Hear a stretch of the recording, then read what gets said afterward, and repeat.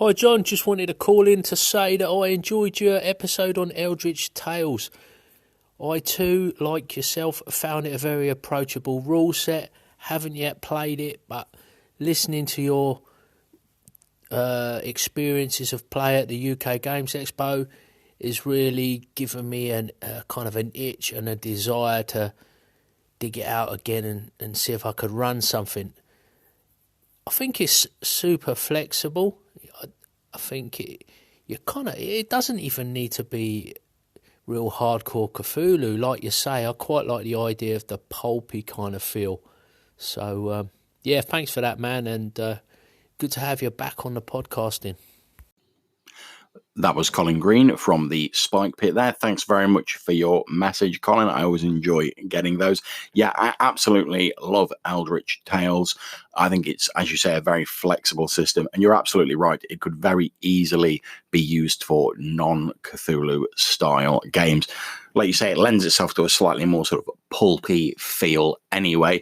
So obviously, like, combat traditionally is more a part of OSR games than maybe traditional in some sort of other Cthulhu games.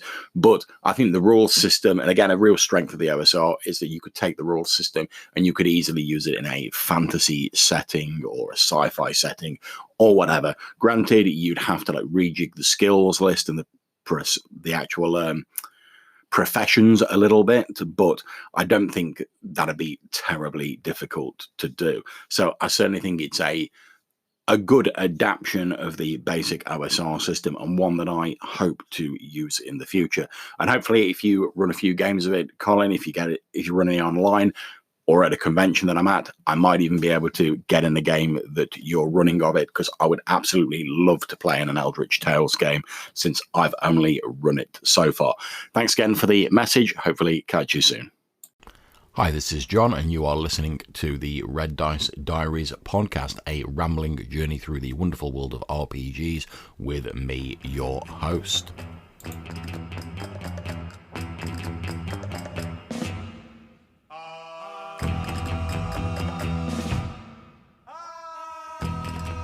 Okay, so last night I was talking to Johannes Pavela, who runs a Stars Without Number game on Sundays that I'm playing in.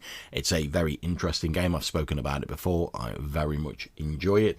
In that game, I'm playing Catherine O'Brien, who started out as sort of like the Kaylee of the group. She was the sort of pilot, sort of young, enthusiastic mechanic who has developed herself. So now, like, our ship is one of the fastest in the system, and we can spike jump about everywhere and having great fun doing that. We also, thanks to the unique foci option in the game, discovered that my character is actually the sort of secret Cylon of the group. She's some sort of genetically engineered android, which we've been having a lot of philosophical conversations and good fun with that. So I was chatting to Johannes about that, but another thing that came up was the idea of faction turns in Kevin Crawford's Stars Without Number. Now, if you're not familiar with that, I won't get into exhaustive detail in here because I could do a whole massive episode about that. If you're really interested, I advise you to go and have a look at the Stars Without Number book and give that a go. But essentially, faction turns are a way of the GM sort of using an abstract system to keep track of what all the various sort of background groups, guilds, governments, planetary fleets, etc. are all doing within the game. And it's sort of like almost like a mini game into its own ends, really. Effectively, after each adventure, or once per month, or however often they decide, the GM does a faction turn for each of the factions. You've set them each a goal. So you might have a planetary government whose goal is to expand, and they'll be butting heads with other organisations around them.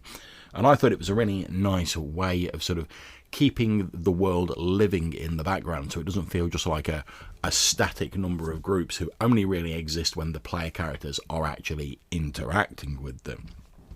As is often the case with OSR games, my thoughts quickly turned to how I could adapt this system to use in other games. Particularly, of course, since it's the game that I'm going to be running soon, my Midlands Great London game that's going to be starting early in July. And the way I was thinking about possibly doing this is having each of the different wards, the districts of the city, as being like the areas, like the systems, to use Stars Without Number speak, and having the different groups, instead of being like planetary governments and stuff like that, there would be like the guilds and the royal court and stuff like that.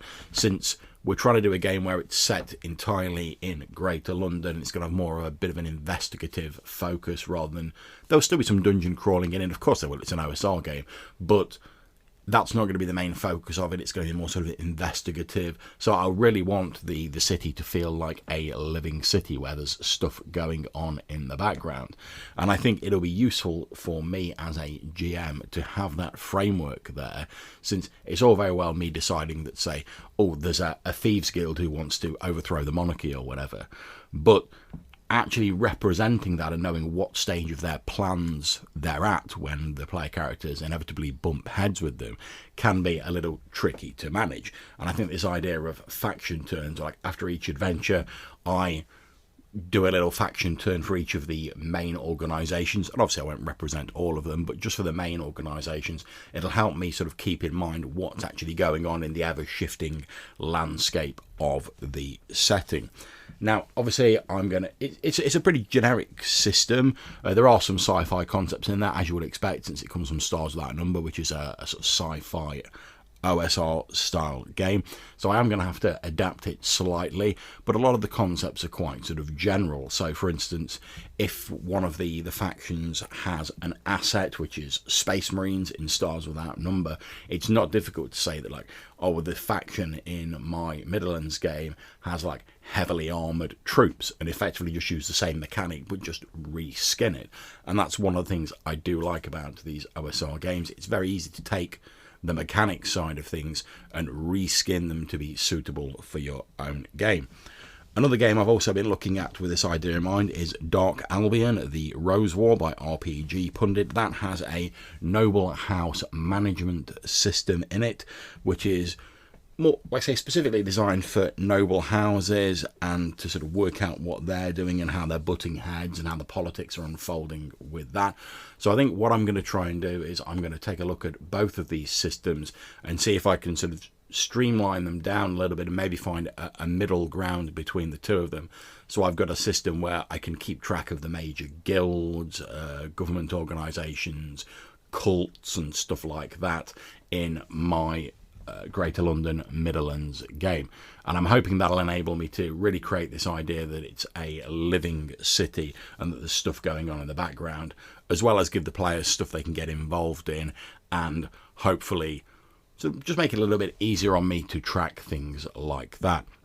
So if you're out there and you have any ideas for other systems that might help me with this planning, or you've got any suggestions for this, feel free to contact me at reddicediaries@gmail.com or via all the usual social media, or you can leave me a voicemail message on Anchor. I really do enjoy getting those, and I play as many of those as I possibly can and answer any questions that you've had. So thank you very much for listening. Until I see you next time, take care, and whatever you're playing, happy gaming.